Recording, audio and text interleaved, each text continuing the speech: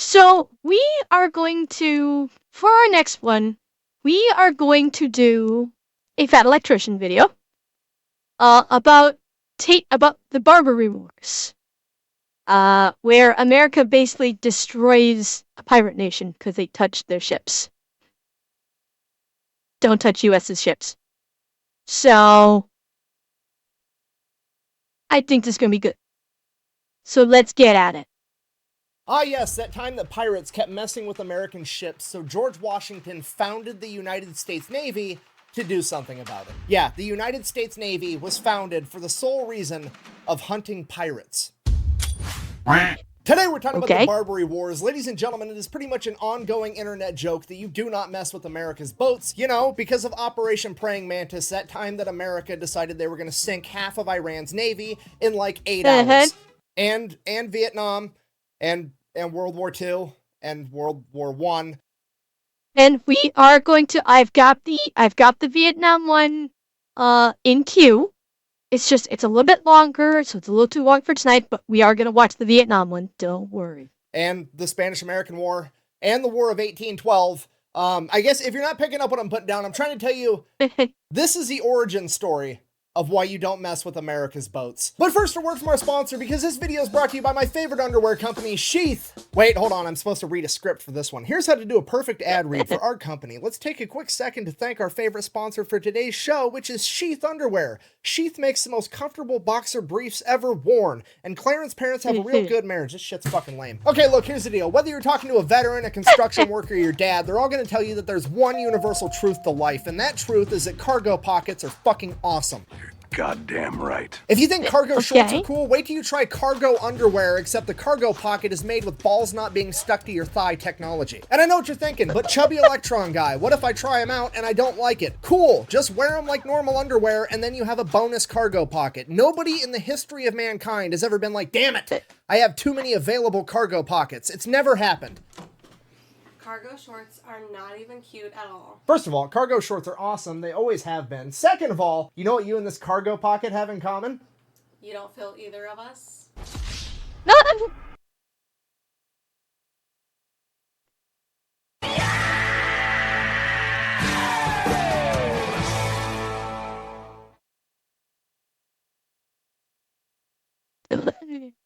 God.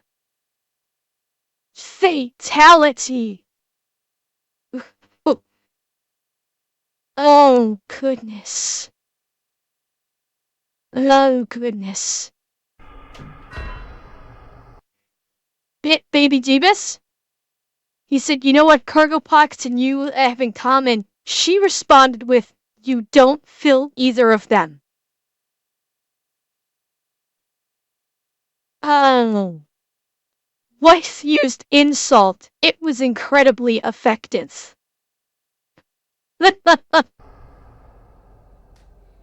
Well, at least I know who I'm not letting put their phone in my pocket next time we go somewhere. Anyways, if you wanted to try some Sheath cargo underwear for yourself or buy some as a gift for your significant other, I'll have them linked in the description down below, and you can use the discount code Fat Electrician for 20% off. Back to the video. All right, here's the deal. For 3 centuries, pirates from the Barbary states of Morocco, Algiers, Tunis, and Tripoli would raid merchant vessels in the Mediterranean, steal all the goods, and imprison and turn all of the crew members into slaves. So why was this allowed to go on for over 300 years? Well, the only navies powerful enough to stop these pirates at the time were the Spanish, the French, and the British. And they all came to the same conclusion that it would be cheaper to pay off the pirates, giving them a yearly tribute to not raid their ships rather than go to war with them. So now those...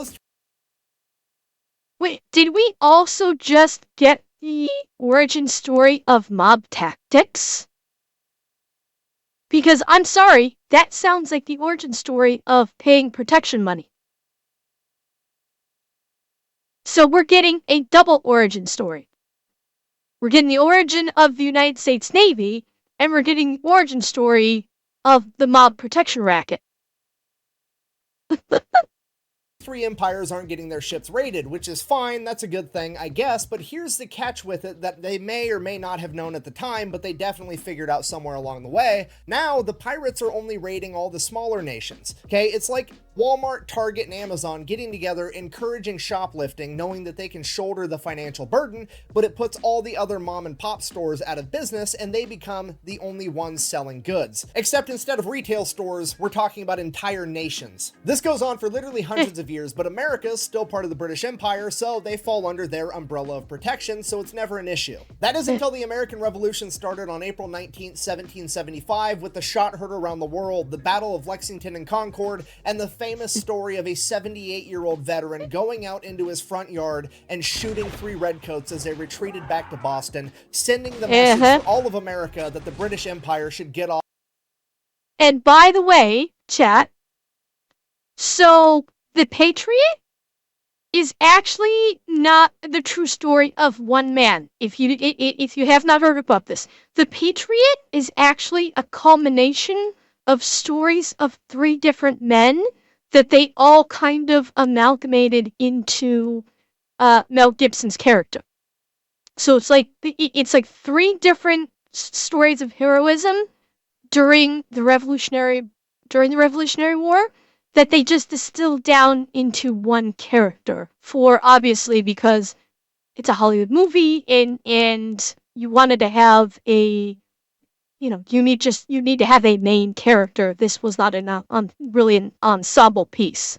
So for anyone that didn't know, this character story is actually the story of three different individuals.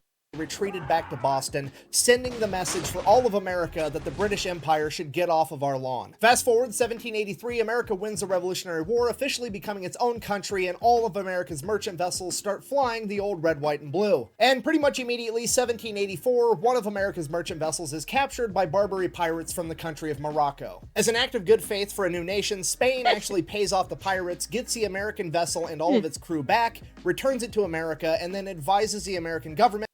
Wait, that's actually which treaty? Which treaty are we talking about? Oh, the Treaty of Paris. Okay.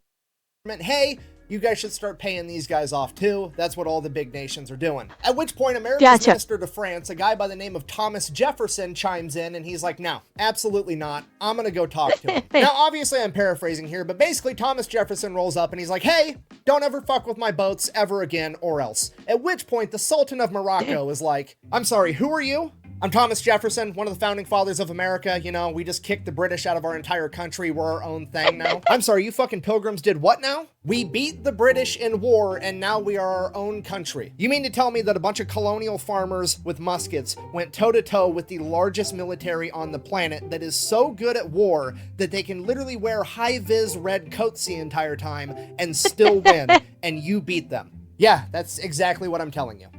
I mean, yeah, I could probably just leave your boats alone from now on. That historically seems like it's going to be a really good idea. And then, by the way, chat, anyone notice what he has hanging on the wall behind him? Has anyone noticed this yet? What is on the wall behind him? Anyone? That boy has got a...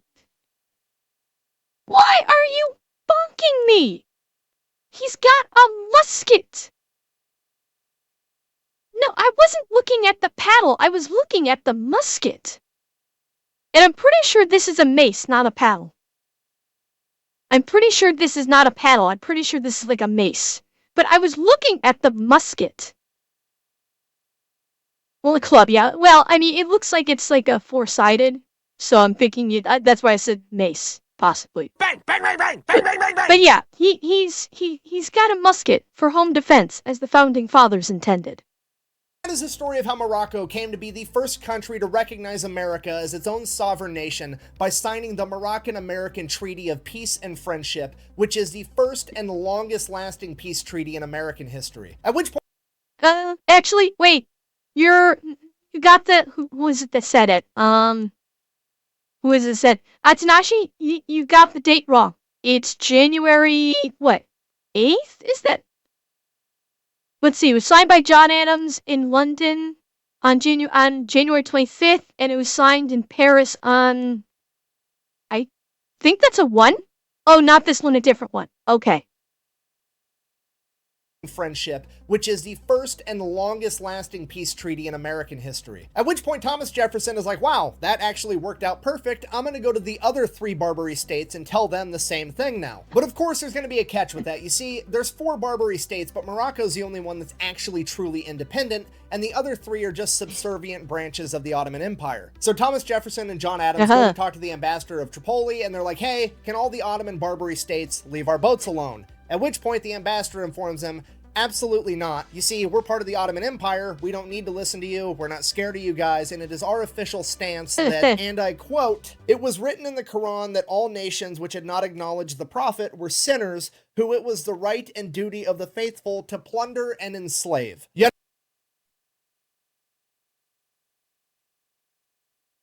Okay.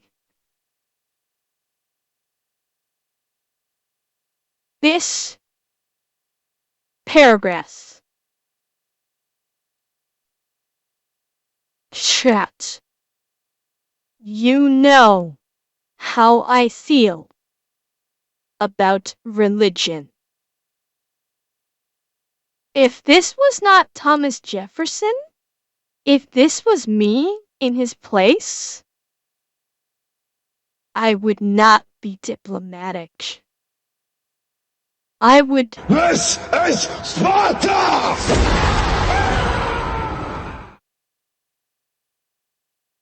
Anything? Do not quote religion at me as your justification, because shit will go sideways on you real fucking quick. were sinners, who it was the right and duty of the faithful to plunder and enslave. You know, unless they give us money, of course. Everything's got a price, apparently. So Thomas Jefferson is like, well, okay, we're going to war then. And that's when John Adams is like, whoa, whoa, whoa, calm down. Let's just pay the tribute so that our ships can be fine. We already disbanded the Continental Navy after winning the Revolutionary War. We don't have a navy to fight these guys. We just have to give them the money. Exactly right, Canito. When you use religion as an excuse to harm others, you got a fucking problem with me then. You definitely got a fucking problem with me if you're gonna use religion as an excuse to inflict harm on another person. 'Cause I don't acknowledge your religion in that case. And shit's gonna go down. So that's what happened. For the next 8 to 10 years, America would pay tribute every year to these 3 remaining Barbary states, and every year they wanted more and more money, and eventually even that wasn't enough, because Algiers began attacking American vessels anyways. Okay, if you're not picking up what I'm putting down, I'm trying to tell you that for the first time in American history, somebody has fucked with one of America's boats, and they're not immediately sorry about it. Yet. The president at the time, George Washington, goes to Congress and pretty much tells them what's going to happen, because at this point in time, George Washington is basically the king of America. Nobody actually knows if he's going to step down from presidency or not. So he's like, hey, guess what? You guys are going to pass the Naval Act of 1794, establishing the United States Navy. And at the very top of that document, it very clearly states that the purpose we are building the United States Navy is so that we can combat Algerine corsairs, which is just a fancy word for state-funded pirates. Yes, I'm telling you that the founding document of the most powerful navy the world has ever seen at the top specifically states the sole reason for their creation is to hunt down and destroy pirates that had the audacity to fuck with one of America's ships. We've officially entered the find out portion of the story. America immediately commissions the building of 6 enormous frigates covered in guns to go fight these pirates. Fast forward to when the frigates are done, it takes a couple years. It is now 1798, and George Washington has decided to step down from power, allowing for an election to happen, and we are now into the second. Well, I mean, Fenris, Canada has traded a dope-ass naval history for being the progenitor of every war crime that the Geneva Convention was created for. So, I think that's a fair trade. I do believe that is a reasonably fair trade. President of America, John Adams. And John Adams decides he would rather keep paying That too, tribute. it's an Ashi. Disappointed! America just created the... Oh, hang on. He would rather keep paying tribute. Disappointed!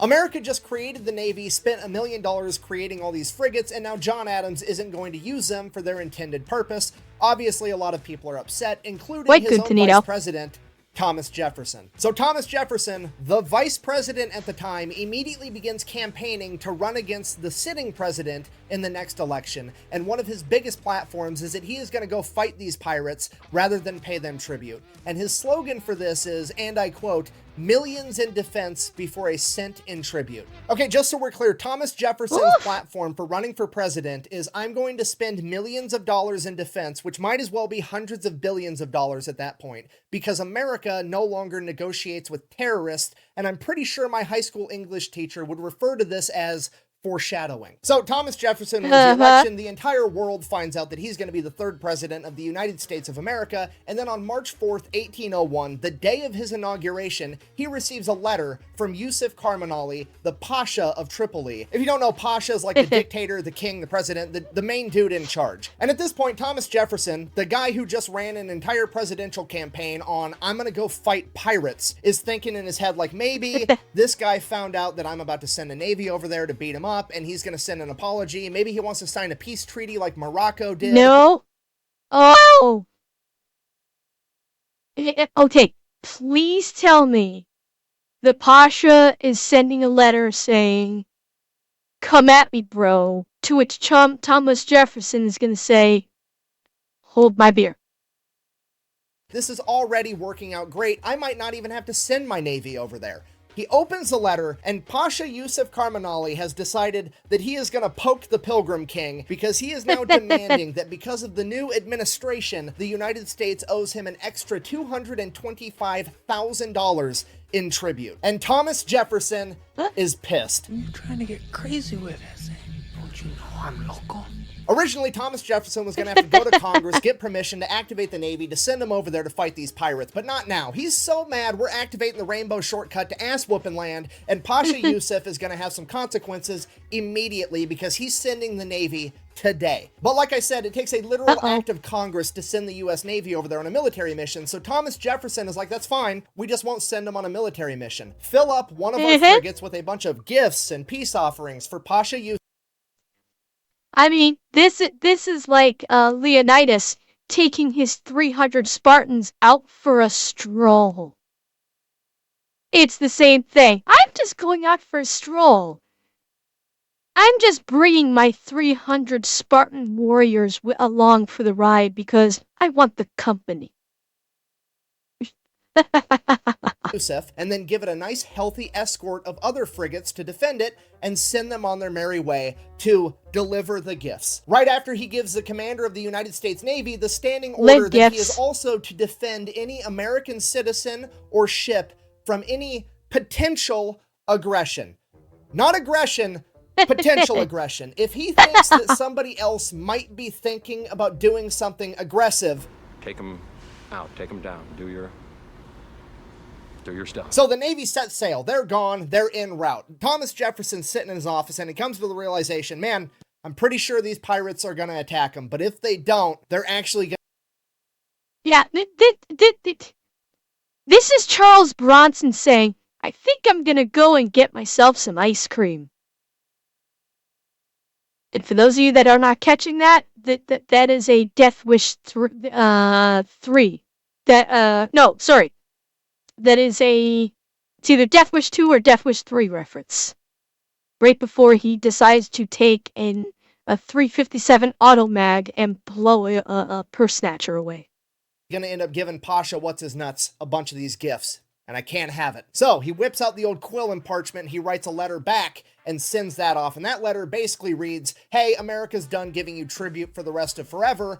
F off. And obviously the letter makes it there first, at which point Pasha goes to the American consulate building and chops down the flagpole with the American flag on it, which in that part of the world is how you declare war. So the U.S. Navy shows up off the coast of the Barbary States. The pirates attack them because they've already declared war. The U.S. Navy defends themselves. Word gets back to America. Congress then is like, oh, hey, we're at war. We're going to go ahead and give Thomas Jefferson permission to use the United States Marine Corps at his discretion. And this is why, to this day, the United States Marine Corps is the only branch of the U.S. military that can be sent and deployed anywhere in the world without congressional approval. So for the next 2 years, the U.S. Navy... Hey. I was unaware of that fact, that the Marine Corps can be deployed without needing congressional approval. Okay, this is new for me. Yeah, so now I have an even better understanding of why Marines have a great deal of pride in their branch. Yeah, and why it's the Marines are always in first. Yeah, now I have an even better understanding of that. Navy and the Marine Corps set up a naval blockade and just go on a pirate hunting extravaganza until October of 1803, when the USS Philadelphia would get hung up on an uncharted reef right off the coast of Tripoli. The pirates seize this opportunity, they attack the USS Philadelphia, board it, take the crew hostage, and then over the next couple months they were able to repair it enough to get it back into the harbor at Tripoli, where they then anchored it in place and used it as fixed artillery because it had way more guns than any other vessel they had. Cue our first main character, Stephen Decatur, the commander of the USS Enterprise, America's unofficial flagship. He decides that he's going to don his plot armor, take the USS Enterprise out, and acquire himself a pirate. Wait, did he just say what I think he said? He's going to don his plot armor, take the USS Enterprise out, and acquire...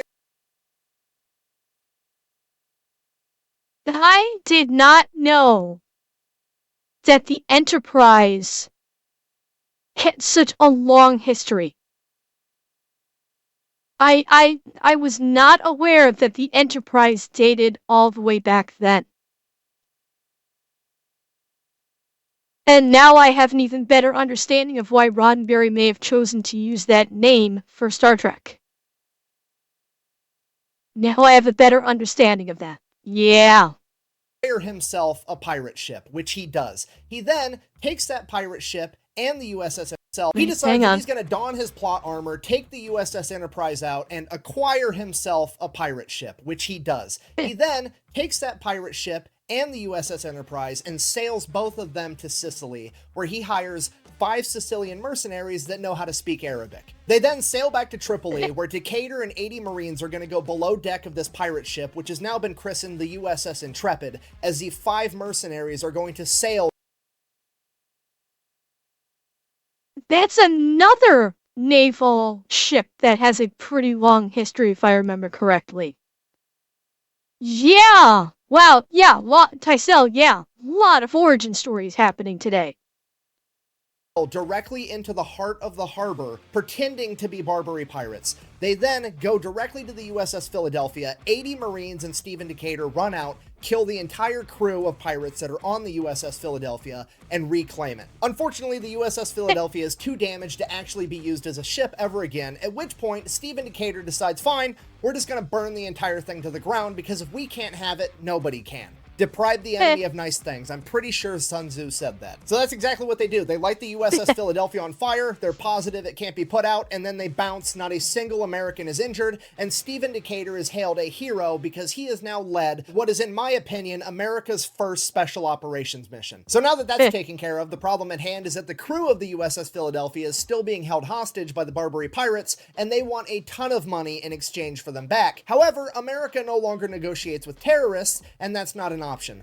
Cue our next 2 main characters, William Eaton and Presley O'Bannon. And before you ask, yes, Presley O'Bannon, as in the USS O'Bannon, the Fletcher-class destroyer from World War II that sank a Japanese submarine with potatoes. So they go in and they pitch their idea of how they're going to get the crew of the USS Philadelphia back, and it is, by every definition, a special operations mission. Basically, they want to take themselves 2 dudes plus 6 Marines for a total of 8 guys, and they're going to get dropped off in Egypt, because in Egypt is Yusuf Karmali's brother that is living in exile because Yusuf kicked him out because he is technically the rightful heir of Tripoli. So they're going to get that guy and all the buddies that are loyal to him, like 500 men, and then they're going to march them through the desert to Derna, where they are then going to use them to fight and take over the city and exchange the city for the crew of the USS Philadelphia. And upon hearing this ridiculous plan, the US military leadership is like, whoa, whoa, whoa. You want to take a small contingency of men,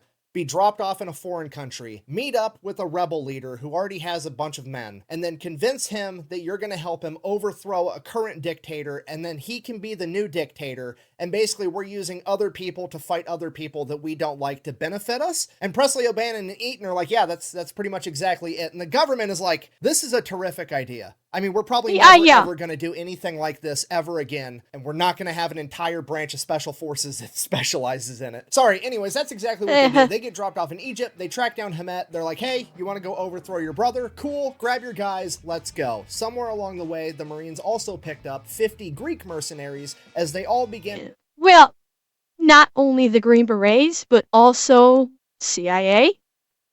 I mean, CIA utilizing foreign operatives to fight in foreign nations? Hell yes.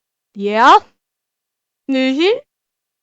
And marching 500 miles through the Libyan desert to get back to the Tripolitan coast. And this march through the desert takes 50 days, and it is a complete shit show because somewhere along the way they start running low on supplies and they have to start rationing, and then some people get mad. There's accusations because the Greek guys are Christian, Hamet's guys are Muslims, there's fighting amongst themselves, and there's these 8 Marines standing in the middle desperately trying to keep them from killing each other as they march through the desert. So despite multiple mutiny attempts and a ton of fights, the Marines were able to keep this group together enough to make it through the Libyan desert till they arrived at the coastal city of Bamba. Once they get there, they meet up with the USS Argus that gives them a bunch of supplies so they can start eating food again, and they give enough money to pay off the Greek mercenaries.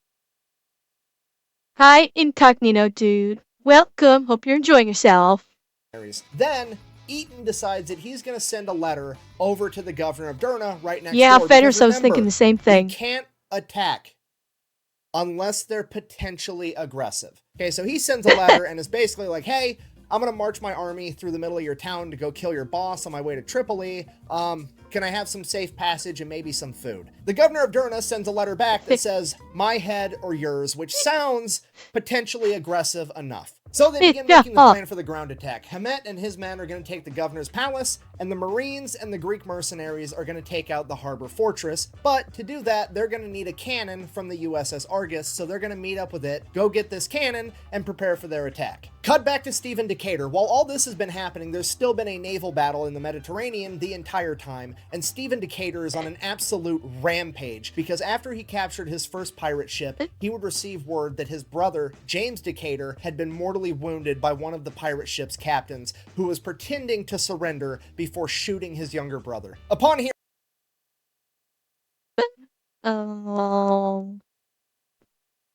It was at this moment that he knew. He fucked up. Hearing this, Decatur immediately gives command of the new captured vessel to one of his men, leaves a couple guys with him, and takes off to track down this pirate ship that just killed his brother. So they chase down this pirate ship, they pull up right next to it, and before the crew has time to do any boarding procedures, you know, like break out the planks, tie some ropes to the other ship, all that stuff you see in the movies, nah. Stephen Decatur jumps into the enemy ship and starts killing pirates immediately. 9 Marines, seeing that happen, are like, oh shit, we're doing this. So they jump onto the pirate ship too and start throwing down, at which point the pirate ship veers off and breaks away from Decatur's ship. It is now 9 Marines and Stephen Decatur versus... I mean, he just went John Wick on this, on these pirates. Let's call it how it is. This man just went John Wick. Is over 30 pirates on this vessel, and 30 is not going to be enough. Stephen Decatur kills multiple pirates, including the captain that had slain his brother, officially avenging his brother's death, capturing that vessel as well. But he is still absolutely furious that his brother died, and he continues to go on a rampage, capturing another pirate ship and destroying 3 more over the coming weeks. Cut back to the men on the ground. Eaton and O'Bannon have been getting their battle plan ready this entire time. They just had their men go get a cannon off the USS Argus because they really need this cannon if they're going to be able to pull off this mission. So They're ready to attack. The U.S. Navy gets into formation, and they are going to bombard the entire city of Derna while they launch this attack. Despite I don't know, there's over Moros. 2,000 men loyal to Pasha Yusuf that are going to defend it, and they are heavily outnumbered. So Navy starts bombarding the shore. Hamet and his men take off to go attack the governor's palace, and Eaton, O'Bannon, the Marines, and the Greek mercenaries begin launching their attack on the harbor fortress. They open up with the initial cannon fire, which is going to be vital to be able to break through the enemy lines and establish their foothold. They fire the cannon. As they go to reload and fire it again, they realize that they had accidentally forgot to take the ramrod out of the cannon and shot that at the enemy too. Now the cannon's completely out, and they're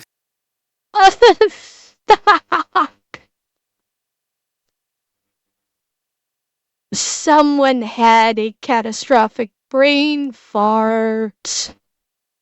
Oh God! So how are they gonna recover from this? Cause I foresee they are gonna recover. I just can't wait to find out how. kind of like, oh shit, what do we do? What do we do? And Presley O'Bannon just charges into battle as the other Marines follow behind him and the Greek mercenaries behind them. They attack so quickly and so violently that they're able to overrun the entire enemy fortress before anybody really knows what's going on. And Presley O'Bannon becomes the first American ever to raise the Star-Spangled Banner over a foreign battlefield. This battle, the taking of the Tripolitan coastal city of Derna, is enshrined in Marine Corps history in the Marine Corps hymn with the line "From the halls of Montezuma to the shores of Tripoli." And it is also where the Marine Corps would get their first nickname ever, because the 7 Marines present for this battle fought so hard and so violently that they simply became known as the Leathernecks, referring to the leather collar that they wore around their neck to protect it from slashes from Origin story number 6721. Okay, so this is why they get called Leathernecks. Okay! pirate swords. So Yusuf's men end up getting beaten back and are forced to retreat to Tripoli, at which point the Marines, the Greeks, and Well, Atanashi. They're not just badass, they're also pretty. And sexy, if worn properly.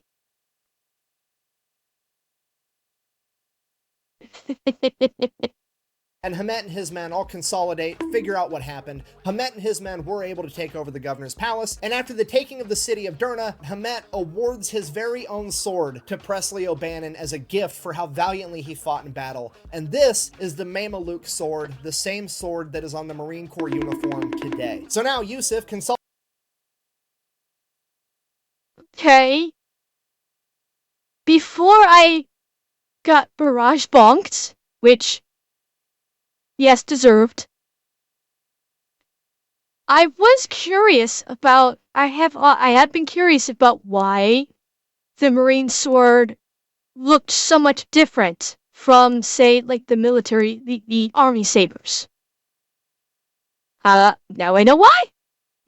consolidates his military, sends an enormous army back to Derna to try to take it back over, and they're kind of just sitting on the outskirts of the city, waiting for the right moment to attack. Eaton and O'Bannon are writing correspondence to the U.S. military in the chain of command, like, hey, we took this entire city with like 8 Marines, give us some reinforcements, we're gonna go take Tripoli next, and then we'll just overthrow this entire country. This goes on for over a month, and they defend the city multiple times from attacks from Yusuf's men, and eventually, Eaton receives a letter informing him that he is to stand down and just leave, because American diplomat Tobias Locke has struck up a deal with Yusuf Karmanali. And apparently he struck up this deal with absolutely nobody's permission, because the deal is America is going to pay Yusuf Karmanali, the pirate king, $60,000, and in exchange, we are going to receive the USS Philadelphia back, as well as a peace treaty that they are going to leave American ships alone from now on. So yeah, everybody's pretty pissed off. Yeah.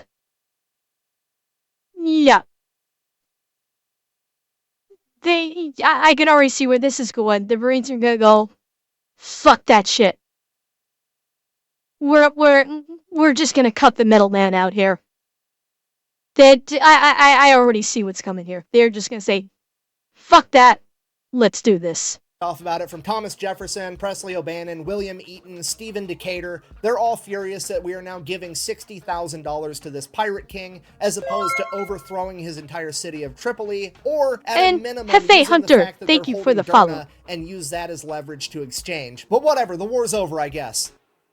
For now. So the peace treaties were signed in 1805. Now, fast forward 7 years, 1812. The War of 1812 happens. Okay, if you don't know, the War of 1812, there's more to it than this, but the reason that it started is that Great Britain wanted to have more control over the seas and trade because America was getting too much, because America was no longer getting attacked by pirates because we just beat them in a war now too. So, Great Britain launches another war against America. During this war, they encourage the Barbary pirates to start attacking American vessels again. And honestly, it works out pretty good for the pirates, at least for a little while, because the American Navy is too busy to worry about them because their hands are full with the British Navy. Fast forward 2 years, 8 months later, the War of 1812 ends. Now, luckily for the Barbary pirates, Thomas Jefferson is no longer president at this point. We are on to America's 4th president. Let me check my notes here. James Madison. If you don't know, James Madison is one half of what is referred to as the Forefathers dynamic duo, and the other half is his best friend of all time, Thomas Jefferson. And I don't know if you figured this out yet at this point in the story, but Thomas Jefferson hates pirates. So sitting President James Madison, being the homie that he is, looks over at now Commodore Stephen Decatur and says, "Go get him, Tiger." He then proceeds to assemble the largest U.S. naval fleet ever at this point in time and sails directly to the Barbary coast. He then immediately tracks down Algiers' flagship, the Mashuda, takes it out, captures over 400 members of its crew, and the ship itself. He then proceeds to take all of his gunboats directly to Algiers, park them in the port, and say, here's the deal. You're going to surrender, and you're never going to collect tribute from anyone ever again, or I'm going to overthrow your entire country. Obviously, they take the first option, at which point Decatur's like, okay, cool, next order of business. You're also going to pay me back for all the U.S. merchandise that you plundered during the War of 1812. And they're like, okay, here you go. They give it to him. He then proceeds to sail his fleet next door to Tunis and tell them the exact same thing, ordering them to sign a peace treaty, never raid an American vessel again, and then collects a bunch of money. He then sails them next door again. Okay, this is going way too fucking smoothly. This is going way too goddamn smoothly. But there is only like a minute left, so I can't see. I don't know what more can be done in a minute, but let's find out. To Tripoli and does the exact same thing, collects all this money, gets the peace treaties. The Barbary pirates never mess with America ever again. Decatur and his fleet sail back home, and he tells the government what happened. I guess the American so. government is blown away at the results that Decatur was able to achieve when asked how he managed to not only get peace treaties without too much violence, but also get a bunch of money and concessions on top of it. All Decatur said was, peace was achieved through the mouth of our cannons, at which point he was given the nickname the Conqueror of the Barbary Pirates. And with the rest of the world seeing a new country in its infancy stand up for itself against the Barbary Pirates and winning, they would start doing it too, and everybody started fighting back and quit paying tribute to the Barbary Pirates, and in the coming years, they would fade into nothing as their 300-year reign of terror had come to an end. So in conclusion, the moral of the story is please, for the love of God, do not mess with America's boats. Thank you for watching. Best way to support the channel is go buy some merch over at thefatelectrician.com. Quack bang, out. And that is part 1 of the origin story of how America became the world police. I'll give you a hint, part 2 happens after the Korean War when NATO gets founded.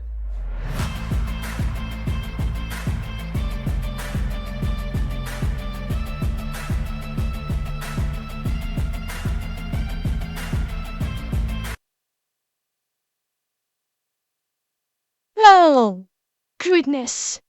That was good. Lots of origin history there that I was not aware of. So that was fan-fucking-tastic.